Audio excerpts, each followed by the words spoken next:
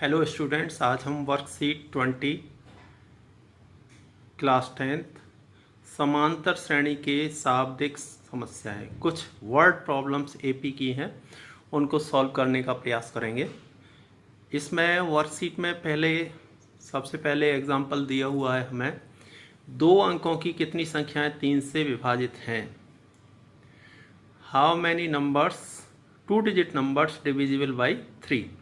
तो 2 digit number हमारे 2 अंकों की संख्याएं होती हैं 10 से आगे शुरू। तो 10 से आगे पहली संख्या हमारी बनेगी जो 3 से पूरा भाग जाए, वो होती है 12। उससे अगली बनती है 15। 3 के डिफरेंस से आगे बनती जाएगी। और लास्ट 3 डिजिट की संख्या, वो 2 अंकों की संख्या होती है 99। और 99 हमारा 3 से पूरा भाग जा रहा है, इसलिए यहाँ पर ये अंतिम संख्या 99 ली गई है। तो कितनी संख्याएं होंगी यानी n पूछा है। ये अंतिम है an है, an पद 99 हो गया, प्रथम पद a 12 हो गया, कॉमन डिफरेंस सार्वंतर 3 हो गया। an equal to a plus N minus 1 into D, इसमें रख देंगे an की जगह 99। 99 a यहाँ से बाहर है, n हमें निकालना है, ये 3 d की जगह पर। 12 को इधर लेके माइनस का हो गया, घटा करके ये मल्टीप्लाई 3 हो रहा है, इसको बटे में लेके भाग दे दिया तो 29 बच गया। यानी n माइनस 1 बराबर 29, माइनस का इधर लाएंगे तो प्लस का 30। यानी ये कुल संख्याएं हमारी 30 संख्याएं 12 से लेकर 99 के बीच में हैं। सेकंड क्वेश्चन है कि अगर किसी बगीचे में क्यारियां हैं, उसमें पहली पंक्ति में 23, अगली में उससे कम 2, फिर उससे अगली में 2 कम हैं, तो हमें बताना है कि 10वीं पंक्ति में कितने फूल रह जाएंगे। तो सीरीज हमारी होगी 23, उसके बाद 2 कम 21 और 2 कम 19, और 10वीं पंक्ति में हमारा कितना आंसर आएगा, कितने फूल रह जाएंगे। तो A 23 23 हो गया, D 21 में से 23 यानी माइनस का 2 रखना है। इस माइनस को ध्यान दें क्योंकि ये कम होते जा रहे हैं। जब भी आपका कम होने का आए, कोई भी शाब्दिक उसमें वर्ड प्रॉब्लम में कम होने का आता है यानी डेप्रीसिएशन आता है, तो आपको उसमें माइनस लगाना है। n बराबर 10 हो गया। a10 10वां पद हमें निकालना है, a10 निकालना है, a plus n 10 minus 1 into D की जगह माइनस का 2, तो यहाँ 9 रह गया। 9 को माइनस 2 से गुणा करेंगे तो माइनस का 18, 23 में से 18 घटाया 5, यानी ये घटते घटते घटते घटते 10वीं जो पंक्ति आएगी उसमें 5 फूल लगे हुए मिलेंगे। एक और वर्ड प्रॉब्लम इसमें दी हुई है, ये है त्रिभुज के कोण एपी में है, तीनों कोण एपी में है। सबसे बड़ा सबसे छोटे से दुगना है। जो कोण हमारा है सबसे बड़ा, वो सबसे छोटे कोण से दुगना है। तो एपी में क्या होता है, ए प्लस डी और a प्लस 2d होते हैं। फर्स्ट ये हो गया, ये बढ़ते हुए कोण है, ए है यहाँ a प्लस डी यानी d बढ़ गया, यहाँ पर 2d, ये सबसे बड़ा हो गया, ये सबसे छोटा हो गया। और हम जानते हैं कि त्रिभुज के तीनों कोणों का योग sum of angles of the triangle is 180, तो angle a plus angle b plus angle c 180 degree हो गया। यहाँ से a रखा, b की जगह a प्लस डी रखा, c की जगह a प्लस 2d रखा, तीनों को सम 180 हो गया।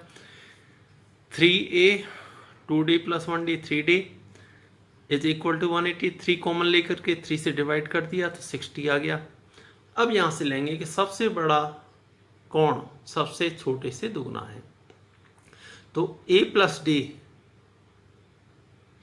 Is equal to twice a, दुगना। Angle C equal to 2 angle A, तो a plus D equal to 2a, a को इधर लेके माइनस का हो गया, a equal to 2d, a equal to 2d यहाँ रख देंगे, a की जगह पर हमने 2d रख दिया, 2d प्लस डी 60, 3d 60 हो गया, d 20 आ गया, d 20 आ गया तो a हमारा 2 इंटू 20 यानी 40 डिग्री आ गया। अब हम आंसर लिख देंगे, एंगल a यानी 40 हो गया, angle b a plus D, a ये और d ये 60 हो गया, एंगल c और d जोड़ दीजिए, इसमें 80 डिग्री हो गया। अब इसके बाद आगे हमारे पास है 3 सम्स कि स्वयं हल करें, और ये स्वयं हल करने वाले जो सवाल हैं हमारे, इसमें पहला सवाल हमें दिया हुआ है कि कोई व्यक्ति फर्स्ट वीक में पहले सप्ताह में 5 रुपये और हर हफ्ते 1.75 रुपीज़ उसमें ऐड करते हुए जमा करता जाता है, तो बताइए कितने सप्ताह के बाद, कितने वीक के बाद उसके रुपये 20.75 जमा होंगे। तो ए 5 हो गया, डी ये वृद्धि है, पॉजिटिव रहेगा। अगर कम होते हैं तो नेगेटिव में लेना डी को, ये ध्यान रखना है इस पॉइंट्स को। वृद्धि है, पॉजिटिव रहेगा 1.75। ए एन ये हो गया, तो A N equal to A plus N minus 1 into D. A की जगह आ गया 20.75, ए एन की जगह, ए की जगह 5 प्लस एन हमें निकालना है -1 और डी की जगह 1.75। अब इस वाले 5 को इधर माइनस का कर देंगे और ये मल्टीप्लाई हो रहा है, ये डिवाइड में आ जाएगा, तो n-1 इधर रह गया। ये हो गया 15.75 और 1.75। डेसिमल से डेसिमल कैंसिल करिए और इसको इससे डिवाइड करिए तो ये 9 आ जाएगा आपके पास। डिवाइड कर लें तो ये 9 आएगा। माइनस का 1 इधर लेके जाएंगे तो प्लस का हो गया n इक्वल टू 10। जो 10वां वीक आएगा उसमें ये इसके रुपीज़ 20.75 हो जाएंगे, 20.75 हो जाएंगे। ये आंसर हो गया। अब अगला क्वेश्चन इसमें एक और दिया हुआ है हमारे पास, सेकंड, 10 से लेकर के 250 के बीच कितनी 4 से विभाजित संख्याएं होंगी?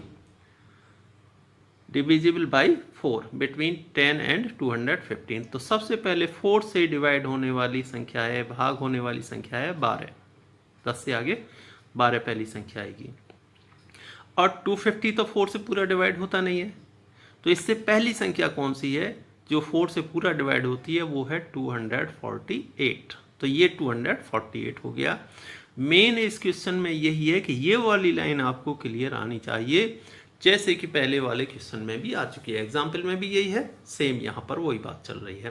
तो ए एन उसी तरह से क्वेश्चन चलेगा, 248, ए यहाँ से 12 हो गया, डी 4 का डिफरेंस आ रहा है, डिविजल बाई 4 है, इसमें रख दिया A N equal to A plus N minus 1 into D. 12 इधर लाई माइनस हो गया, ये वाला 4 डिवाइड में हो गया, 236 बचा, 4 से डिवाइड किया तो 59 हो गया, 1 को इधर ले गए 60।